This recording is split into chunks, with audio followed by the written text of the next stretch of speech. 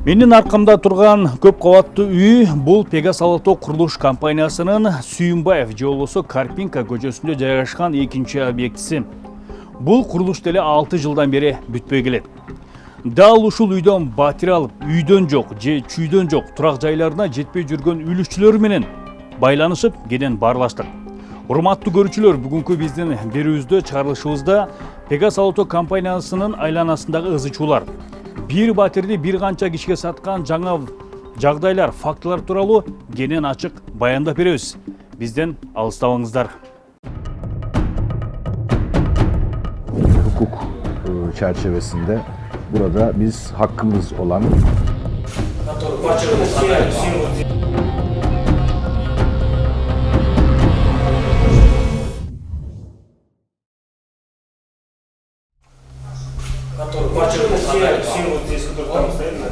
Сиздер көрүп турган бул жарандардын бардыгы Пегас Алатоо курулуш компаниясынан батир алган үлүшчүлөр. Тагыраагы Пегас Алатоонун Сүйүнбаев көчөсүндөгү экинчи курулуш объектисинен сатып алгандар. Бирок баарынын жүрөгүн өйгөн жалгыз гана суроо: Кызылдай актасын төлөп алган батирлеринин курулушу качан бүтөт да колго тиет деген суроо.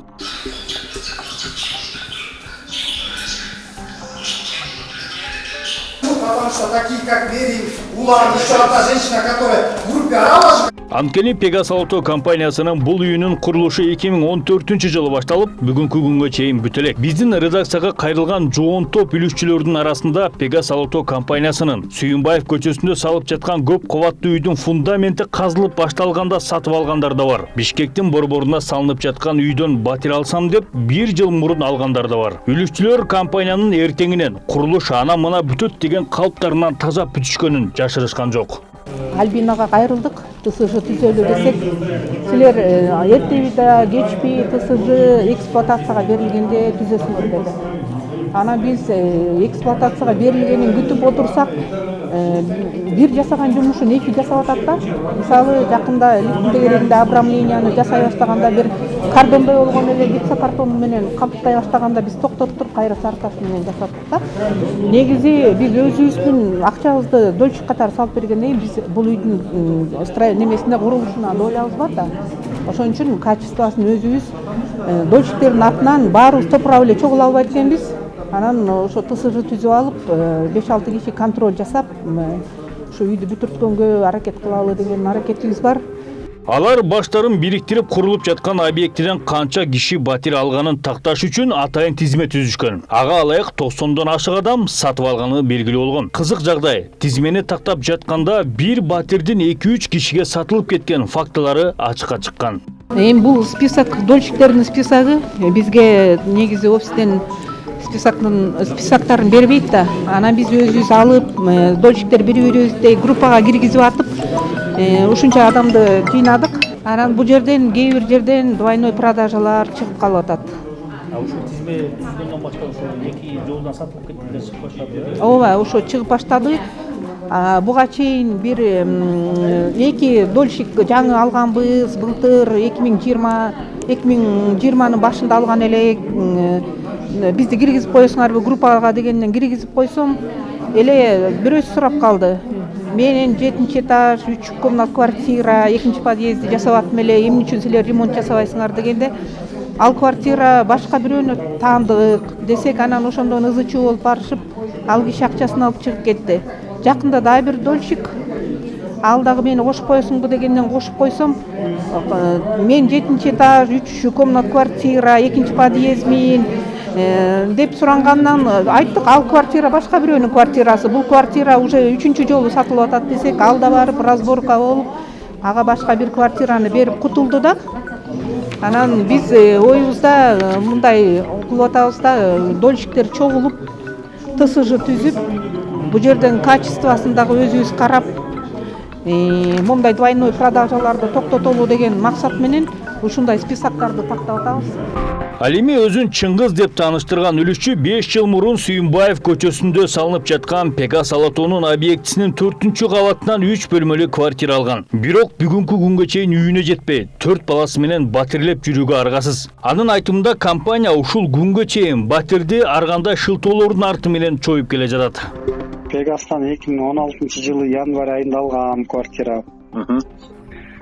Анан алганда ошо договор боюнча 2016 жылы майда болбосо сентябрда бүтүрүп беребиз деген. Ошо менен бүтүрбөй келатат ушул күнгө чейин чоюп ана мына деп. Жаман жакшы айтып отуруп тилтесинди уже. Ошо жагдай ушундай болуп атат эми. Ошо ана мына эртең бүтүрүнү деп чоюп отуруп ушуга келди азыр. 5 жыл болгон турбайбы? 5 жылдан бери күтүп келатасыз да? 5 жыл болду, 5 жылдан бери күтүп келатабыз. Эми биздин убакта Альбинанын жолдошу гражданский враги биздин убакта кенжеректер Орхан болчу. Бирок ошол убакта биз алып атканда отдел продажда Альбина ошо Найзабекова болчу. Анан алып 8 айга рассрочка алганбыз. Сентябрь айында кутулуп бүтмөкпүз 2016 жылы. Ошо кутулуп бүтүп анан барып келатабыз. Андан бери канча генеральный директорун алмаштырышты, канча прораб алмаштырышты, канча строитель, субподрядчиктерди алмаштырышты. Ушинтип отуруп эле чоюп отуруп ушул күнгө келдим. Ана мына бүтүрөбүз эртең бүрсү күнү деп анан ар кайсы нерсеге шылтады. Бир жылы погода жаан жаап атат, нитпей атат. Анан пандемия булардын эле тиги эмне деп коет, чырагына май таңгандай болду. Мына ушундай болду. Анан тиги бу эле ушинтип эле чоюп келатат. Чыңгыз мырза бир канча үлүшчү менен генералдык прокуратурага, финансылык полицияга арыз жазышкан. Бирок жаратылуу жыйынтык болбой келет. Алардын арызына көңүл деле бурулган эмес. Арыз жазганбыз. Биз бир дагы 2 дольщик болуп, бир 2 эже болуп жазганбыз. Дагы дольщиктер ошол именно биздин Сүйүнбаева дагы үйдөн генеральный прокуратурага жазганбыз, финполицияга жазганбыз. Биринчисинде состав преступления жок деп токтотуп коюшкан. Анан кайра дагы жазганда биздин финполицияда ошол 3 дольщик үчөөбүз жазганбыз, адвокат жалдап. Бизди баягы признать потерпевшими деген болду. Ошо гражданский дело боюнча, ошо боюнча токтоп туруп кетти. Ошо менен ана чакырабыз, мына чакырабыз деп. Короче, ал ошол органдар тарабынан дагы эч бир мындай көмөк көрсөткөн жок да. Биздин мамлекетте өкүнүчтүүсү ушул болуп атпайбы? Мындай баягы дольщик болгондордун алардын эмесин карабайт экен да. Ал жакты сатып алган, анан ал жака берип койгон, аякта крышасы бар, анан минтип койгон, тигинтип койгон. Ошон үчүн кыймылдап да болбосо, если признали потерпевшими, значит кылып бериш керек эле да. Биз канча жолу 3 дольщик сурандык, биздин акчабызды кайрып эле берип койчу. 3 жыл өткөндөн кийин, 4 жыл өткөндөн кийин, 2 жыл өткөндөн кийин биздин акчабызды кайрып берип кой. Биз алып атканда, мен жеке өзүм алып атканда үйдүн каркасы 4-чү үй, ушундай этажда эле болчу, 5-чи этажда эле. Азыр үйдүн дубалы турган, крышасы жабылган, терезелер сабылып, ичи шыбалып, бирок фасад, лифт, анан инженерный сетилерден жарым-жартылай бүтө элек да. Эми азыр суу маселеси бүтө элек. Айттык, бизге саткан бааны, акчаны кайрып берип койсоң, кайра сатсаң, ошол эле квартираны сатып ийсең, кайра кымбатыраак сатасыңар десек, жок деп бербейт. Ошол эми же акчадан жок, же квартираны бүтүрүп бербей отурат. Өткөндө ремонт баштаган, мен 2 киши чыдабай ремонт кылып алган, бирөө жашап атат ичинде. Бүтө эле үйдө отоплениясы жок, суу келбейт, убактылуу эле суу, ремонтко суу берилген.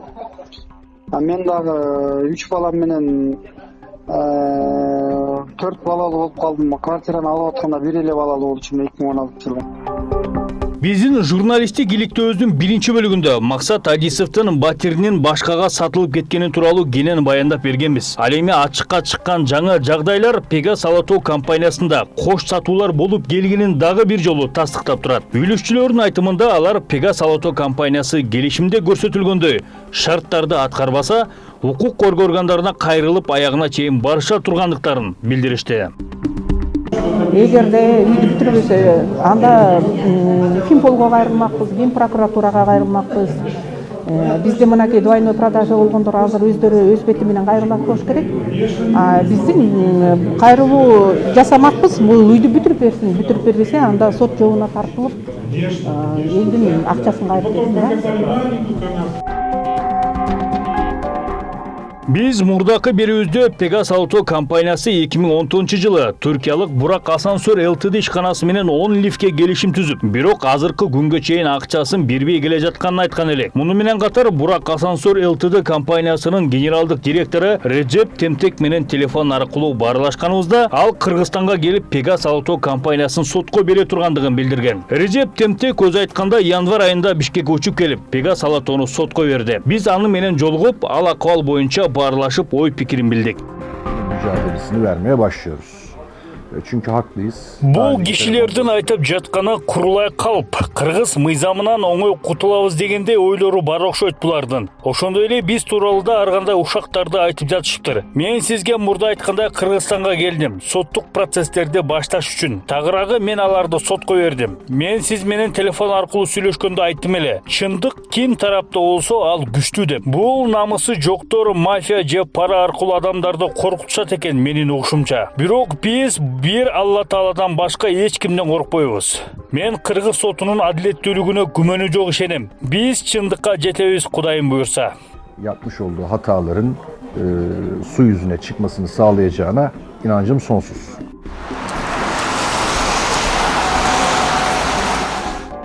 15 январда болсо Pegas Auto компаниясынан жабыр тарткандар, үйлөрүн ала албай жүргөндөр, укук коргоо органдары тарабынан адилеттүү тергөө жүрбөй жатканына нааразы болгондор жана жарандык активисттер башкы прокуратуранын алдына митингге чыгышты. Нааразылыгын билдирген жарандарды башкы прокурордун биринчи орун басары Нуркамал Набиев кабыл алды. Кызыктырып атат журналисттергечи. Силер мыйзам боюнча милдеттүүсүңөр да маалымат бергенге. Мына журналисттерге кызык болуп атат.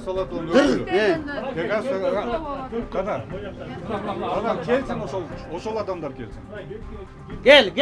Pegasus боюнча кел. Pegasus боюнча жооп берсин.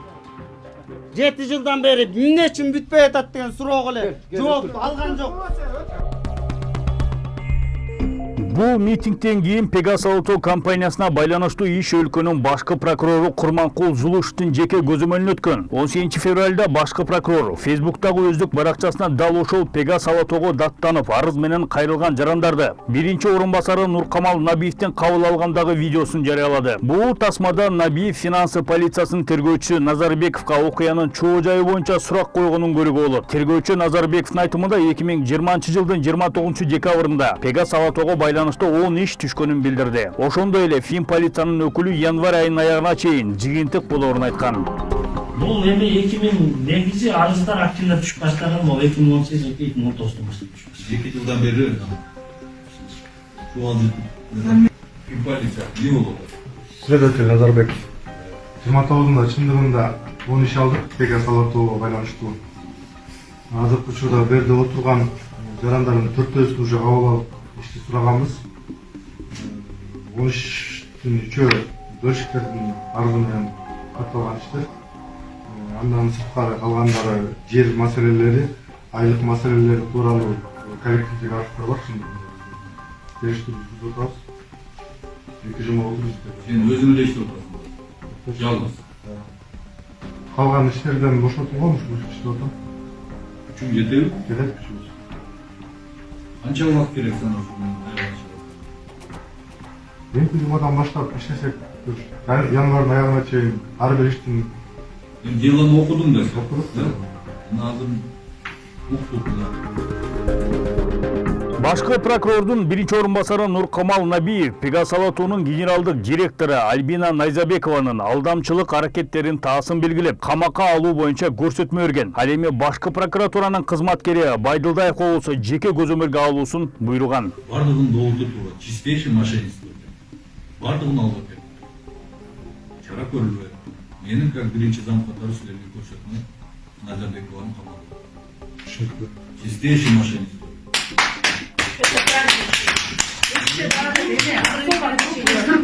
Особо крупный болчу Оркандын тиешеси болсо аны да камал. Ошондой ишиңер жылат. Гезетте олма күндө ушундай болуп тура берет. Бүгүн бизге келди, эртең барып сенин кабинетине чыгып кайтат. Бул не из-за того, что ал бул андай могу, потому что они правы. Түшүнүңөрбү? Булар жабыркап барды. Тем более дольщиктер. зарплатаны да уктуңар мына кандай жол менен алдап кетип зарплаталарын бербей жүр. Эми адамдарды иштетип атса, айлыгын бербесе алдамчылыкпы? Алдамчылык. Акчаларını дольщиктерден алып полностью квартираларын бербей койса алдамчылыкпы? Алдамчылык. На лицо бар. Так что давай указание лично проконтролируешь, Байдулдаев. Өз киши инфляцияны көзөмөлдөгөн башчы. Под твой контроль в кратчайшее время решить это дело. Несмотря ни на что. Найзабекова ким, Орханы ким, менен сүйлөшкөн. Ясно? Башкы прокуратуранын басма сөз кызматы дагы тергөө амалдарына катуу көзөмөл жүрүп жаткандыгын маалымдашкан. Экономикалык кылмыштуулукка каршы күрөшүү боюнча мамлекеттик кызматы тарабынан тергөө тобу түзүлгөн экен, ошо Финполиция тарабынан. Азыркы учурда ошол бардык фактылар ошол орган тарабынан, органдын тергөөчүлөрү тарабынан тергелүүдө экен. Ал эми прокуратуранын жетекчилиги тарабынан кабыл алынган жарандардын кайрылуулары, тийиштүү көрсөтмөлөр менен ошол иштин алкагында бирде каралышуу үчүн ошол жака жиберилип, көзөмөл жүргүзүлүп атыптыр. Ал эми тергөөсү ошол тергөөчүлөр тарабынан алып барылып жатыптыр. Бирок иш жүзүнө келгенде Набиевдин көрсөтмөлөрү деле көңүл сыртында калгандай. Январь эмес февраль айынын бүтөрүнө саналуу күндөр калды. Арыз ээлеринин айтымында тергөө солгун жүрүп, кыйраткан деле жыйынтык болгон жок. Кимдир бирөөлөр атайлап тергөө иштерине бут тосуп жаткандай. Алатопегаз компаниясынын генеральный директору Найзабековадан 50ден ашык адам жабыркап келатабыз. 50ден ашык адам эмгек акысын ала албай жатат, өз сатып алган квартираларын ала албай жатат. Биздин колубузда ушунча факты болуп жатса, ушунча 50ден ашык адам жабырланып, өзүнүн эмгек акысын ала албай жатса, квартираларын ала албай жатса, күч органдары эч нерсе кылбай уктап жатышат да. Мурунку убакта биз эмне кылабыз? Биз башка эмне кыларыбызды билбей калдык. Биз 7 октябрдан кийин ойлогонбуз, өзгөрүүлөр болот, реформа иштейт деп ойлогонбуз, бирок тилекке каршы эч бир реформа иштеген жок. Мурунку эле эски кейпин кийген күч органдары ошондой эле уктап жатат. 2021 жылдын 21 январында Пегас Auto компаниясынын генералдык директору Альбина Найзабекова Акипресс маалымат агенттигине пресс-конференция берип, аны Искенов аттуу жаран жалган маалымат таратып каралап жатканын жана балдарынын коопсуздугуна коркуп жатканын билдирген. Ал эми компаниянын мурдакы кызматкери Гүлзада Бартабасова жана бухгалтери мунун баары калп экенин айтышты. Найзабекованын бул Акипрессте кайрылганын баардыгы калп, жалган. Ал өзүн акташ үчүн, элдин астында өзүн ак көрсөтүш үчүн ушул кадамга барды. Алардын биздин колдорубузда даже фактылар бар. Бир квартира 2 адамдарга сатылып кеткен, 3 адамга сатылып кеткен. Ал адамдар барса азыр сага 3-этаждан берем, 5-этаждан берем деп аларды дагы куру сөз менен, документ менен эмес, куру сөз менен алдап жүрөт. Акипресске берген пресс-конференциясында Найзабекова Альбинанын айтып атат да, менин 2 балам бар, менин 2 балам мени каралап атат депчи. А бул каралап аткан 30тан ашык адамдын балдары бар, алардын да 2ден 3төн балдары бар. Пандемия учурунда көчөдө калтырып койгон. Бул болсо жанагы булардын баардыгы үлүшчүлөр дольщиктер эмес, булардын баары калп эле келип алган адамдар деп айтып атпайбы? Ооба, ал жерде эч кандай баардыгы эле дольщик эмес. Бул жерде иштеген адамдар бар, байланышкан адамдар бар, поставщиктер бар, андан тышкары иштеген жумушчулары бар, анын баардыгын алдаган да. То есть Альбинага байланышка чыккан адамдардын баардыгын алдаган. Эгерде туура карала турган болсо, негизи Найзабекова Альбина өзүнүн кылган ишинин баардыгын мойну менен тартыш керек. Өзү айткандай конституционный правосын эгер колдоно турган болсо, ал кылган иши мойну менен тартылыш керек. Закон алдында баардыгыбыз бирдейбиз. Биз бул жерде жүргөндөрдүн баардыгы эле бирөөнүн энеси, бирөөнүн кызы, бирөөнүн баласы, бирөөнүн атасы дегендей. Ошолорду да эске алыш керек. Гүлзада Бартабасова болсо финансы полициянын тергөөчүлөрүнө компанияга байланыштуу бир катар фактыларды жана көрсөтмөлөрдү берген. Мындан тышкары ага карата Пегас Алатоонун генералдык директору Альбина Найзабекова тарабынан салам дуайлар айтылып жатканын кошумчалады. Башкача айтканда, коркутуу үркүтүүлөр болгон. Буга байланыштуу Гүлзада Бартабасова башкы прокуратурага арыз жазган. ушул жүргөн чогуу адамдардын адресине коркут үркүтүүлөр болуп жатат. Анын ичинде менин адресиме бейтааныш балдар келип, тизгиниңди тартпасаң, Найзабекова асылганын токтотпосоң, тизгиниңди биз тарттырып коебуз деген сөздөрдөн бери айтылды. Мен бул тууралуу Генеральный прокуратурага арыз менен кайрылгам.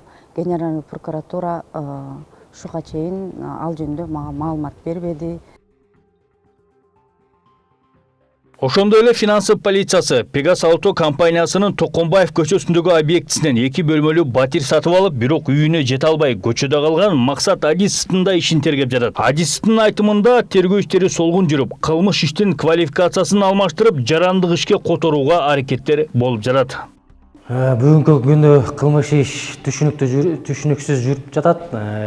Кылмыш ишти жарандык ишке айландырганга жүрүп жатат. Прокурорго, генеральный прокурорго мен кайрылдым. Бул ишти мен түшүнбөй атам, эмнеге жүрүп жатканын, кандай жүрүп атканын. Анткени мен документтерим боюнча бүт мен тарапта да өзүм аткардым, бүт бааны төлөдүм. Бирок ошого карабастан гражданский ишке кайдагы башка экинчи, үчүнчү, төртүнчү тараптарды кошуп, ар кайсы документтерди кошуп атат да. Генеральный прокуратура ачык эле айттым, тергөө ишине, тергөөчүгө мен каршымын. Таптакыр туура эмес ложный информация сизге берип атат. Ушундай болуп атат да азыркы учурда. Документтерде менеки мына орусча айтканда черный по белому написано двухсторонний договор Пегас Auto менен. Квитанция строгой отчетности, справка строгой отчетности. Толугу менен төлөндү, алынды. Мындан артык эмне кереги бар? Башкаларды эмнеге кошот, мен ошону түшүнбөйм да. Башка кишилерди, башка бир кайакта документтерди. Меники двухсторонний договор болду. Андан башка тышкы эч кандай документ менде жок. Эки тараптуу колубуз коюлган, мен тараптан, Пегас Auto тараптан. Болду. Муну менен катар ага карата белгисиз адамдар тарабынан коркутуу үркүтүүлөр болгон. Буга байланыштуу ал башкы прокуратурага арыз жазган. Жакында эле арыз жаздым эле, анткени бир тоже Пегас Auto'нун сотрудницасына угроза төшүптүр через түрк жаран аркылуу.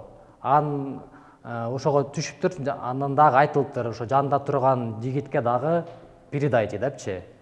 Жанында турган жигит мен болуп чыгып атам. Ошону уккандан кийин Генеральный прокуратурага барып арызымды жаздым. Болгондо айтып, вот ушундай через сотрудницу, через түрк жаран аркылуу бирөөлөр чыкты. Оозун жапсын, токтотсун деп. Арызды жаздым, бирок кандайдыр бир себептер менен Финполиция бул арызды жаап койду. Максат Адисовдун жактоочусу Нурлан Токталиевдин айтымында 2019-жылдан бери башкы прокуратура, финансы полициясы жана укук коргоо органдары жаратылуу жыйынтык чыгара албай, ишти жөндүү тергей албай жатканы күмөн жаратат. Жада калса, Максат Адисовдун сөзүн тактоо иретинде Пегас Auto компаниясынын финансылык документтери тергөөнүн алкагында алынып, текшерилген эмес. Судя по протоколам допроса, да, тут ему ставятся вопросы такие, вот, журнал посещений, когда он там был. Честно говоря, какие-то непонятные вопросы со стороны следствия, это во-первых. Во-вторых, постоянно его пытаются втянуть в процессе с ним при расследовании, пытаются втянуть туда какого-то Махмудова, третьего лица, с Адисовым.